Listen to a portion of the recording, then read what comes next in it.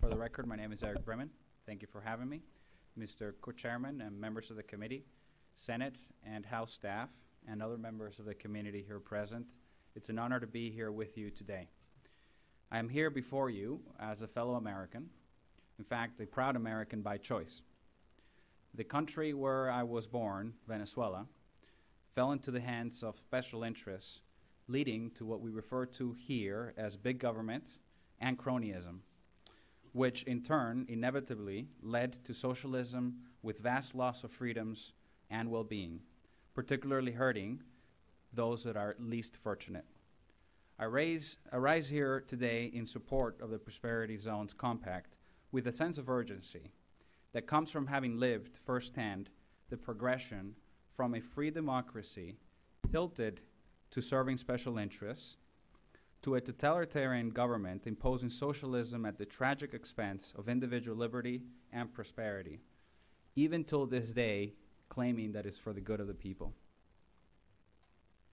The goal of the Prosperity Zones Compact is to unleash America's and Arizona's potential, and in so doing also preventing what has happened in Venezuela from happening here in the U.S. Prosperity zones will serve as a beacon of growth, opportunity, and prosperity. Unlike typical cities or districts that upon formation add a layer of government, taxation, regulations, and eminent domain powers, prosperity districts remove regulations, bureaucracy, and have no taxing or eminent domain powers. The vision of prosperity districts is that local communities voluntarily pursue free market best practices without imposing it on anyone who does not share in their vision. I'll proceed to highlight some of the key features of what should be before you, the complete Prosperity Zones Compact. The Prosperity Zones Compact enables landowners in Arizona and residents to come together and form said prosperity districts, which are political subdivisions similar to municipalities designed to be bastions of free market dynamics and individual liberty. Prosperity districts may be formed by anyone, anywhere in the state, where there is 100% consensus and where the objective criteria set forth in the legislation are met. The surface area minimum in order to create a prosperity district has to be 1 square mile. In order to be formed, prosperity districts must provide a guarantee that there will be no negative revenue impact on the state. Moreover, prosperity districts may not cause negative externalities. And all of this is done while respecting the status quo outside of the prosperity districts. In other words, it's not seeking to change everything all at once. Put together, the policies in the prosperity districts that they enable will ignite economic growth and catapult Arizona to the top of competitive charts for business environments and job creation. Thank you, and I'll be happy to answer any questions. William Boyes. I am founding director of the Center for the Study of Economic Liberty at Arizona State University, professor emeritus in economics at ASU. And what I have as a task today is very easy. I'm here to tell you that there's only two things necessary for prosperity: private property rights that are secure and economic freedom. And it doesn't matter how you look at anything else, those two things have to exist. Now, if we look at, which I did in a study, look at countries around the world, you end up with one approach is to compare countries that don't have those two things and countries that do. For instance, Venezuela and Ireland. Hong Kong, which is not a country, but basically is, and Russia. Singapore and Malaysia. And you can go on and on and on. The economic growth and economic prosperity in those countries that have economic freedom is substantially higher than in the other countries. Another example, look at the United States. Our growth rate today is less than 1%. That's been going on for a decade. If you go over the previous 4, 5, 6, 7 decades, we've averaged over 3% growth. And in a couple of decades, 4.2% growth. That is substantial prosperity difference. And why has that occurred? It's occurred because economic freedom's decreased. Economic regulations increased, taxes increased. Government intervention, particularly from the feds, has increased. What we have to do to get economic prosperity is to go in the opposite direction. Now, countries that have done that include Ireland, Singapore and Hong Kong started that way, the Cayman Islands, Australia, New Zealand, Switzerland. There are a number of countries that have implemented more economic freedom as time's gone on, and more countries who have backed off of that. And if you look at their prosperity levels, you'll see that those that have implemented increased economic freedom are much, much wealthier than those that have not. Thank you, committee. That's my easy message. Thank you, Professor. Members. Chairman Montenegro and members of the committee, thank you very much. I'm really excited to be here today and honored and excited by this proposal because America is built on freedom, and this proposal, more than any I've analyzed in 20 years of doing policy analysis, would get us there. Part of the reason is because it's bottom up. It doesn't require federal approval, at least at the outset. It can be done right here in this state. And if there are 2 words that you take away from what I'm going to say here about the regulatory and fiscal best practices that make this proposal so exciting, those 2 words are certainty and consent. Certainty is what you need to make a zone successful. So people are willing to risk their capital, to invest, to take chances. That's where you get Hong Kong. Hong Kong had certainty. They had a 99-year lease from the Chinese government. They were able to do kind of what they wanted and not have lots of top-down regulation. And as Mr. Boyes pointed out, Hong Kong has been a beacon to the world of economic freedom. So certainty is the first thing, and the second is consent. This proposal, more than any I've ever seen in my life, is built on the idea of consent. 100% of the people in a zone have to agree to its formation, and consent continues to govern the operation of it. And so there's something extremely exciting about that. I'm going to talk about regulatory and fiscal best practices briefly. I'm going to focus on the regulatory. The fiscal best practices that are reflected in this are basically light, predictable taxation. You want that in a successful zone, and you will have that here. In the case of these zones, there is no tax power. The zone has no ability to levy a tax at all. What it can do is have a 100% unanimous consent revenue sharing covenant. Everybody in the zone agrees at the outset to how they're going to fund the municipal services they're going to provide in their zone.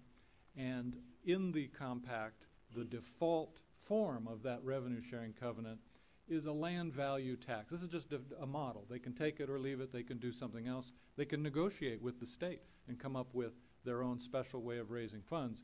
But the default model is a simple land value tax, which doesn't look at the value of improvements or buildings. It's just the value of the land. Economists regard this kind of tax as the perfect tax in some ways. It imposes no burden on production. It doesn't distort economic activity.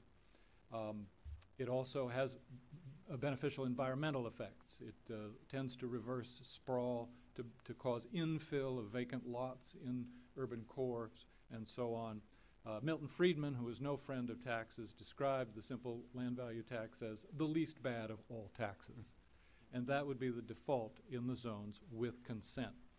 And it would almost certainly be an ultra-low tax environment, and has been pointed out by Mr. Bremen, the state and the county and any affected municipality would be held harmless. They would receive some of this money. That's the fiscal best practice part of this, and now I'll talk about regulatory best practices with a view to the question of special interest capture and cronyism. More than any proposal I've ever seen, this one is resistant or airtight to capture by special interests. Let me list for you some of the reasons why that is. They all have to do with the powers the zone lacks. When you don't have a government power, it's impossible for special interests to capture or exploit it. For example, no taxing authority, no eminent domain authority, no civil forfeiture power, no sovereign immunity. Zones can be sued. Limited borrowing authority. They can't get into debt and require a bailout. No subsidies to private entities. No receipt of government grants. Only minimal public services. No sole source bidding. No discriminatory funding of services. Has to be available to all. No delegation of their powers to others. Strong accountability for the board and officers, and maximum transparency. On top of all of this, very minimal political involvement. That's the whole idea, is that you're letting these zones be free, and minimal bureaucratic interference. People can be free in the zone with some exceptions that I'll mention. But the most important thing for this talk is strictly limited regulatory authority. Yes, there can be regulation in the zones, but it's limited. And the limitations are really just a reflection of common sense. Basically, the zone, before it can regulate, has to first of all make sure that it's doing it for the promotion of life, liberty, and property. It can't be just for any old goal. Second, it has to state exactly what it's trying to achieve by its regulation. It has to indicate how it intends to achieve the goal of the regulation. It has to list all the possible ways it could have done to try to achieve the goal and explain why it chose the way that it did, and it has to justify that in terms of sound science and reason. In other words, it's a common sense approach, the sort of thing we would expect of anybody who's going to propose to take away some of our freedom. In the zones, if people contract with each other, that can obviate the need for regulation, and that's built into the compact. So the contract comes first, and then regulation comes second in the zones. Finally, the regulations all sunset after 5 years, which is just good government, and people can challenge them based on the point that the zone authority didn't follow the criteria. If they didn't do what they're supposed to do in the checklist I just gave, then the regulation can be nullified. And I think I've covered it as a general matter, and I'm happy to answer questions about what, again, I regard as an extremely exciting idea. Chairman Smith and Montenegro and members of the committee, my name is Ilya Shapiro. I'm a senior fellow in constitutional studies at the Cato Institute. I'm not an expert on the intricacies of the model legislation that you will have Mr. Dranius testify on, but I will be talking about legal and constitutional issues attending the idea of this prosperity zone compact method for achieving the reform that Mr. Clancy just talked about, that Nick will talk about. Like Eric, I'm a naturalized U.S. citizen, actually. I was born in Russia and came by way of Canada, so I liked immigrating so much I had to do it again. And like most immigrants, Eric and I do a job that native-born Americans won't necessarily. In my case, that's defending the Constitution. I'm also, I should say, a member of the Council of the Compact for America's Council of Scholars. And because of that, I'm an ardent supporter of the compact approach for reform. I think historically it's been underutilized. There are more than 200 interstate compacts around the country. You probably haven't heard of most of them, but when I tell you that there are things like the Port Authority of New York and New Jersey, you'll say, oh, right, all of those kinds of things when states need to share water resources, say, or for that matter, just law enforcement cooperation. Those happen daily, right? Where law enforcement officials from different states cooperate. Those are all the results of these interstate compacts. The average state is, in fact, party to at least 25. I haven't looked up how many Arizona is part of, but I wouldn't be surprised if it was that many or more. They're very prevalent, especially in the western states. And their subject matter may involve any state power. whether it's over water resources or the border, whether it's coordinating policies among states for, say, interstate insurance product regulation or the qualifications of educational personnel, so teacher certifications can transfer across states, medical licensure, all of these sorts of things. And as with uniform laws on commercial transactions or trade secrets, virtually any public policy can be embedded in a compact, whether that's regulatory policy or economic development, whether it's transportation policy, coordinating tax law, or anything else. Even advancing constitutional amendments, another side project that Compact for America is involved in, is a balanced budget interstate compact. Once two states, at least, pass the same legislation to adopt this prosperity zone compact, then a sovereign contract is formed between them. And any state can join that as long as they agree to those terms. Senator Worsley, you asked about congressional consent. Congressional consent is needed where federal powers are implicated or invaded in some way. And so if two states agree to cooperate in terms of their law enforcement, if you're just talking about their state laws, then federal congressional consent nor federal law is unnecessary.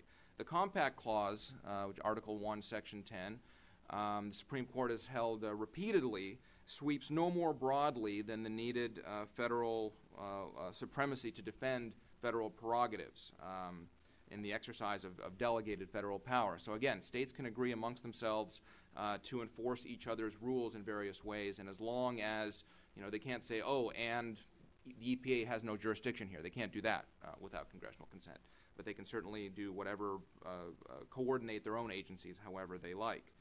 And indeed, if a compact merely coordinates powers that states can exercise on their own without enhancing their authority relative to the federal government, then there's no need for congressional consent.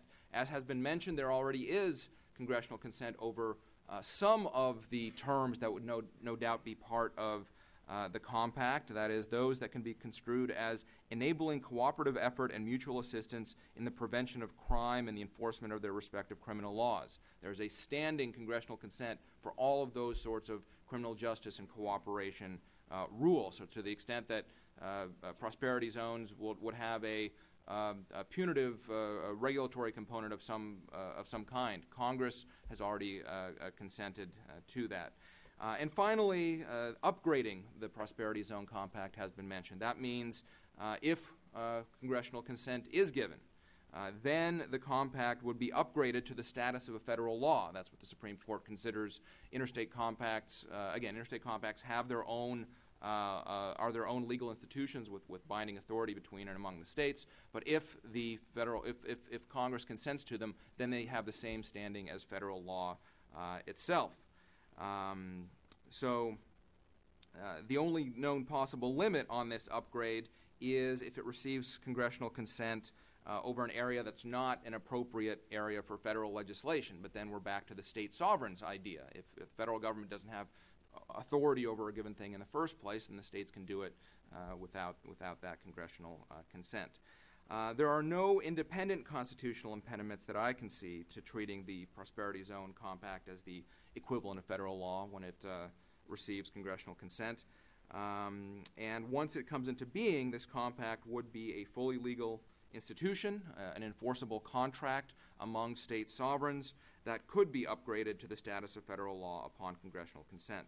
There are no constitutional reasons why the contemplated fiscal and regulatory reforms can't be achieved in this manner. And with more and more tension between states and the federal government and gridlock in Washington, as I said, this is a very innovative, entrepreneurial, I would say probably a leading 21st century way of achieving reform, of going around kind of the breakdown in national governance.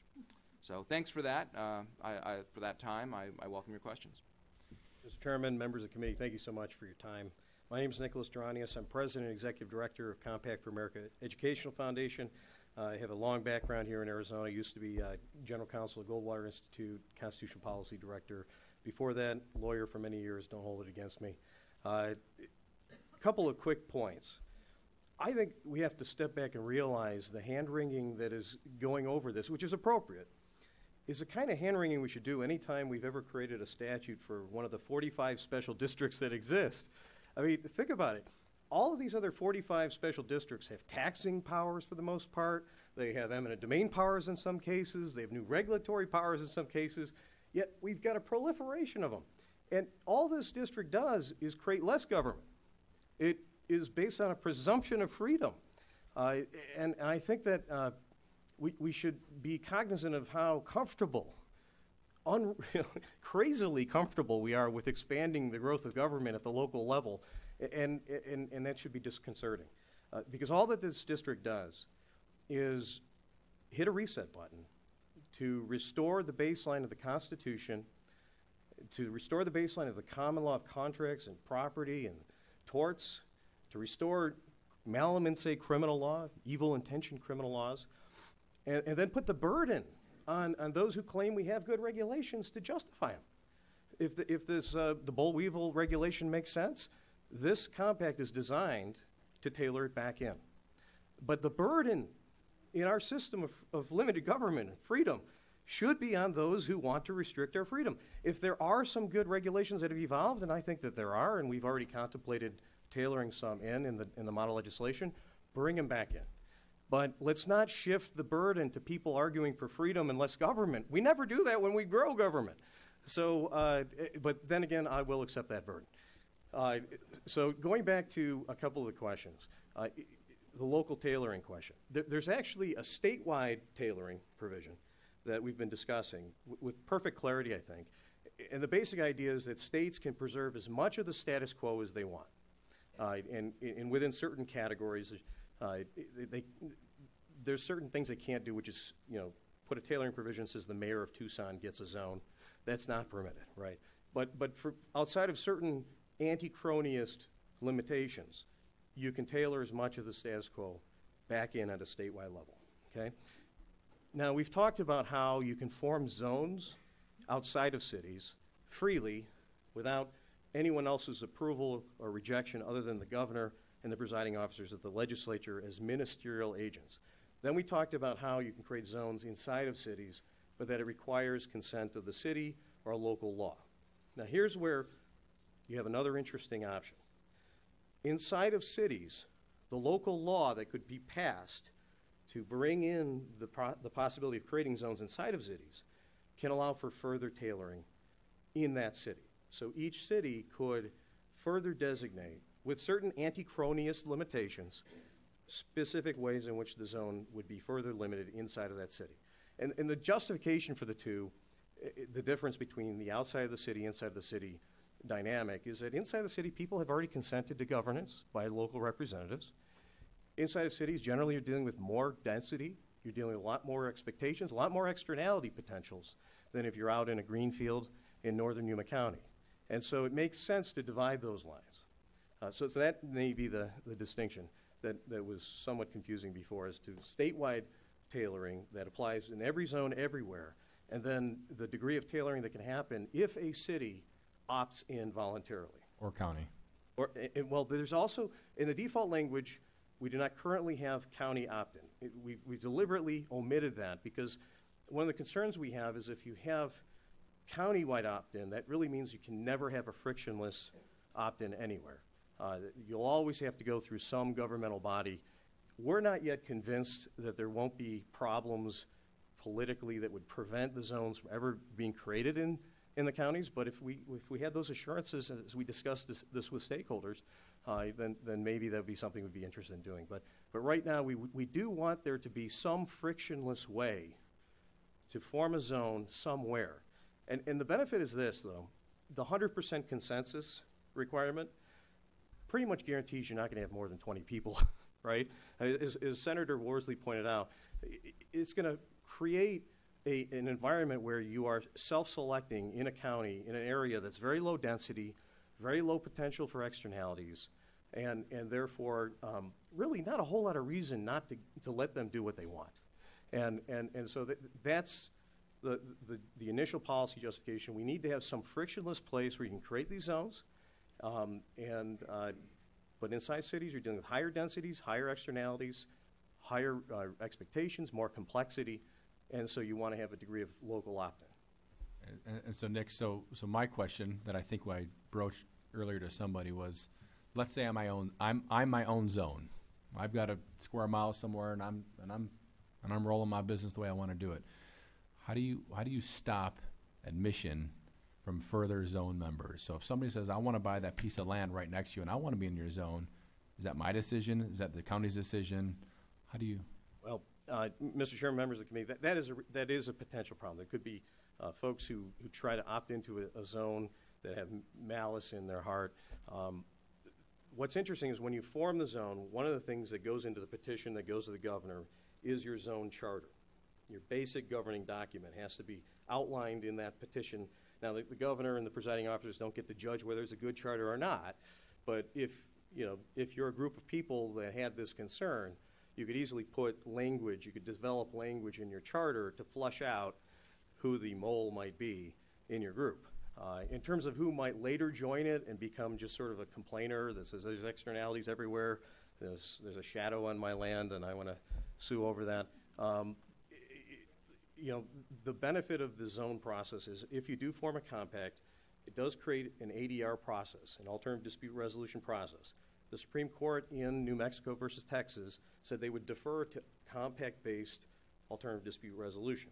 So in the circumstance of the crazy neighbor who joins a zone to claim everything's an externality, you would take them to ADR. And in the compact, it says that basically if they don't like the outcome of the ADR, they lose all of their rights to be in the zone. So that noisy neighbor leaves the zone as a result if he doesn't like the ADR outcome. If he does like the ADR outcome, then you win, and he's not right, then everything's settled. Members. Mr. Co-Chair. Yes, Representative Moniger. Hey, Mr. Dranitz, dovetailing on that, because you had said concerning cities, it makes sense to divide those lines, cities, higher density, making it frictionless. What about, I know it's a hypothetical, but we do have large county islands within cities. I mean, we have this whole TO scenario, the tribe and the casino in Glendale. What about applying that kind of thing if it happens somewhere else in a county island within boundaries of a city? Mr. Johnny. Mr. Chairman, members of the committee, I think these are all reasonable discussions to be had. The only concern is we want to make sure the criteria are objective. What prevents this concept from being cronyized, what prevents it from being a special privilege, is its open-endedness. It's the lack of a sort of discretionary who gets what zone where element. If you meet these objective criteria, you can get a zone. If you live next to a zone, you can enter the zone. Right? If you want to get out of a zone and you're adjacent to an outside the zone world, you can get out of the zone. Right?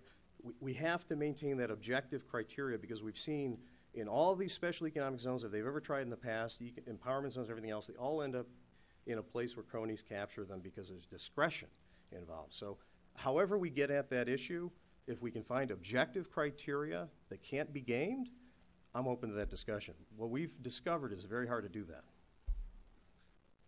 Representative Leach. Thank you, Mr. Co-Chairman. Thanks, Nick. Talk to me about, so we formed this compact, and we've got 1, 2, 5 states in, but something has come up, and it's now 10 years old, and things change. Talk to me about the review and revise process, what that process is, if there's a process. Does that go into local tailoring, or how is that done? I mean, things change all the time. How do we, as a state, how do we deal with that? Johnny. Mr. Chairman, members of the committee, first of all, there is an amendment. The default setting of any compact, if you don't deal with this issue, is you're locked in forever in perpetuity. And that's, for example, is how the Colorado River Compact works. You can't get out without unanimous consent, which is good for us. But in our compact, you can amend it with a supermajority of the state's approval. And those states that don't agree with what is amended either form their own compact separately from the ones that did agree to the amendment, or they have the option to withdraw and go back to the status quo. So in essence, if you run into any sort of fundamental, systematic, structural problem with the compact that no one envisioned, you have the flexibility with a little bit of a hurdle because you now have other states and investors relying on this framework to overcome. So, just to follow up, Mr. Chairman, if I Representative could. Leach. Thank you. Nick, so if, let's take mining, where we have just a tremendous amount of mining here where our neighbors don't. And something comes up within the mining industry that precludes us moving forward with a prosperity district or reaching the goals that we want to reach. And we want to amend it. We need the majority of if we had 10 states, we need 6 to go in and say yes, and they have no mining interests. So what happens there? I mean, take me through that. Mr. Dronius. Mr. Chairman, members of the committee, first of all, I think keeping it at an abstract level like that really makes things look more challenging than they are. I mean, we've had a Colorado River Compact now for almost 80 years, locking down a huge chunk of our water rights, which in a lot of ways are analogous to mining rights. In fact, water rights and mining rights originate from the same law in 1866 in the state of Arizona. We haven't had any hue and cry. There's been litigation, but there hasn't been any hue and cry that compact, that's a perpetual compact locking down property rights of the same nature, is problematic. And that's because markets work, right? I mean, in the end, if there were some mining problem that the compact didn't address, people would work it out through contract, through buying and selling property interests, through dealing with it through voluntary trade. And so I just got to step back and challenge the notion that without specifics, there could be some mining problem that free markets couldn't fix. I think we have to recognize that free markets can respond to any problem as long as property rights and contract rights are free. So, Mr. Chairman, if I could follow up, and Nick, I'm not looking for a problem. I'm looking for just look at the things, the strides that we've made in mining in this state. The opportunities present themselves in mining, the opportunities present themselves in agriculture, and the opportunities that are on the horizon with our forest industry. I'm not looking for problems. I'm looking to not lock us in, and that's why I asked the review and revise question. I'm not looking to make this bigger than what it is. I'm getting these questions from industry that if we've got working examples out there, then all of us are guilty of not doing the education to show them what's going on. But these are real questions coming from real people in real industries. Mr. Chairman, Representative Leach, I love these questions. They're great questions because it gives us back an opportunity to explain how freedom works, how property rights work. Remember, all that this compact does in its default setting is guarantee your property rights and your contractual freedom and your freedom from criminal harms of an evil nature, right? What in the mining industry, I mean, find me a mining company that wouldn't be just absolutely the happiest mining company in the world if all they had to do was worry about a world framed out by property rights, contract rights, and criminal law. So what you're probably more concerned about is what if we tailor in some stupid laws, right? What if we tailor in some regulations that really aren't the best idea, but they seemed like it and maybe it was politically necessary at the time. One of the things that is freely amendable without supermajority approval is that local tailoring section. So if the state later on decides that the training wheels it put on the compact need to be taken off, the state can do so. So I think that any mining concern about possibly tailoring in some bad laws, we can remove those training wheels as freely as they're created. And Nick, isn't it? That was going to bring me to my point as well.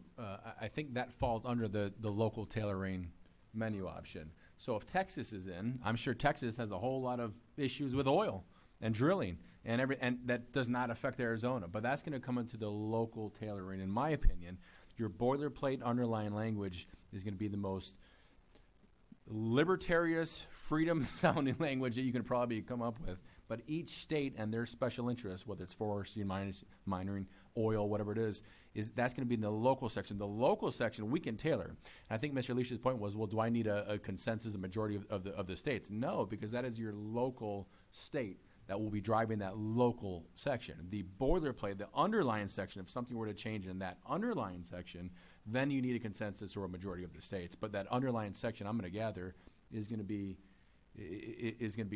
worded in such a way that you would really have to pause before you would want to change that underlying section rather than your local section. I may Is that augment fair? that, Mr. Chairman, Representative Leach. the boilerplate or the default compact language is nothing more than the guarantee of our individual rights of life, liberty, and property, right? And in robust sense, the sense that the founders intended of this state and of the nation. So what you're suggesting is saying if we need to change that, what do we have as our options? Well, the options are a little higher hurdle than the usual legislative options, right? But in terms of what you tailor into the state, what regulatory status quo you maintain in the state, that is freely repealable using the same statutory process of any statute. That reminds me, Senator Walshley, going back to how does this interact with other states? And I'll be perfectly blunt with you. We have very deliberately a reciprocity clause in the compact, okay? And I want you to be aware of this. It's not a trick provision, okay? If Texas is freer because of its lack of tailoring for some of its zones, and they compact with us, we become just as free as Texas, okay? Now, the good news is if you want to, you can tailor out the reciprocity. But it's up to you, okay? And we're deliberately putting that ball in your court. We want folks to defend the preservation of the regulatory status quo against freedom. If you want to say, no, Texas, we don't want to be as free as Texas, then we want to encourage people to stand up here and say why Arizona should not be as free as Texas. I suspect that most Arizonans will disagree, but maybe I'll be wrong. And that's very much by design. Senator Worsley. Mr. Co-Chairman and Nick, thank you for clarifying some of these things. When you talk about property rights, in Arizona, we have laws that say that there are mineral estates subsurface.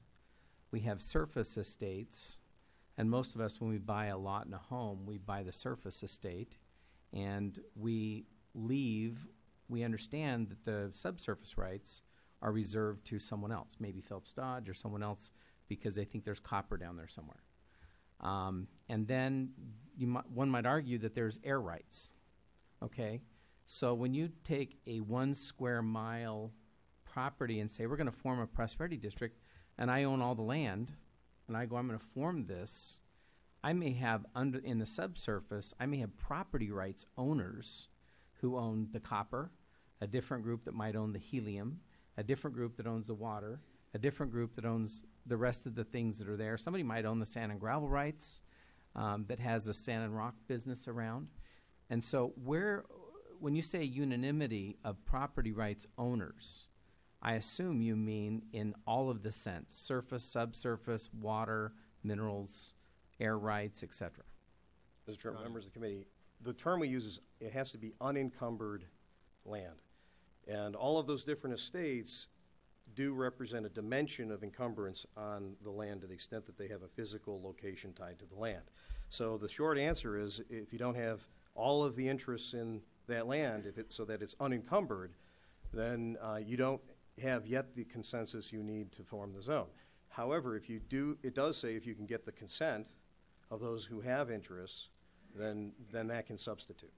So, Nick, if I'm the mineral rights owner, I might think that the surface owner is an encumbrance on me. yeah. So, I think in Arizona, the mining rights are pretty strong, and so the surface rights owner might be an encumbrance to the mineral rights owners. Yeah.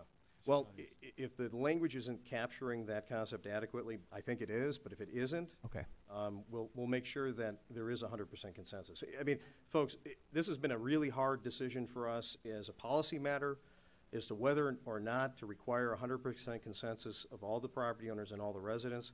But we've decided that if we're going to go back to a really free market model that is truly constitutionalist, it has to be truly consent of the governed, because in the purest sense, I mean, everyone governed by the zone needs to give their consent. And if our language falls short of that principle, then we need to tweak it. Thank you. Any further questions, Mr. Dronius?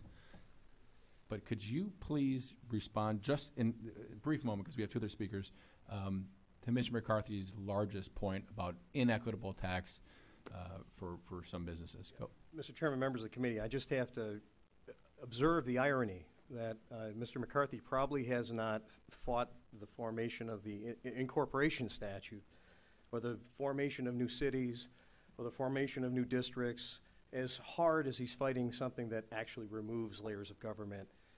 through a district. And I think what's interesting is that he finds it somehow inequitable that people have the option to pursue more freedom, to escape a degree of slavery, finds that more objectionable than the status quo, which is to relatively freely allow layers of government to be layered on in specific localities with higher levels of taxation and higher levels of government involvement. So I would challenge the premise of his notion of equity, that somehow the status quo, where the only way that local communities can reorganize themselves is bigger and more intrusive and more expensive government. That's okay. But if local communities try to have a different option of reducing regulation and restoring the Constitution, then all of a sudden that's inequitable. So I challenge that premise. The other premise is, look, how are we going to win the wider battle without specific examples of success? The reason why I'm in this fight is I'm tired of pointing to books written by Hayek and Mises and Friedman and all these other guys because people don't read anymore. What people want is free stuff. They want Obama phones. They want free health care. You win with concrete examples. And if Mr. McCarthy believes in low taxes or solid fiscal policy or limited government, then he should recognize that until we create the equivalent of a Hong Kong on Arizona soil that we can point to and say, all we did was get out of the way, we're never going to win that argument. We're never going to win that argument in today's society. So my response is if he does want the best practices, fiscal and regulatory, as I think he does, for the entire state, the best tactic is not to take it all on at once and never have a shining example of what we're trying to accomplish to point to. The best tactic is to create a pilot program like this that can create the purest example that's politically possible so that in 5 to 10 years we can say this is what freedom looks like. And then lastly, I want to emphasize, he keeps suggesting that this zone is limited. It's not. We've designed this to be able to be formed anywhere that has objective criteria that can be met, inside and outside of cities. A little more difficult in cities, I think, for reasonable reasons, right? If you think that the criteria for forming these zones are somehow too tight and not as accessible as you would like, I'm all ears. Let's make forming zones even easier. Let's make the solution to the problem that he has identified more zones, faster expanding zones, not let's only have local government that grows in size and scope.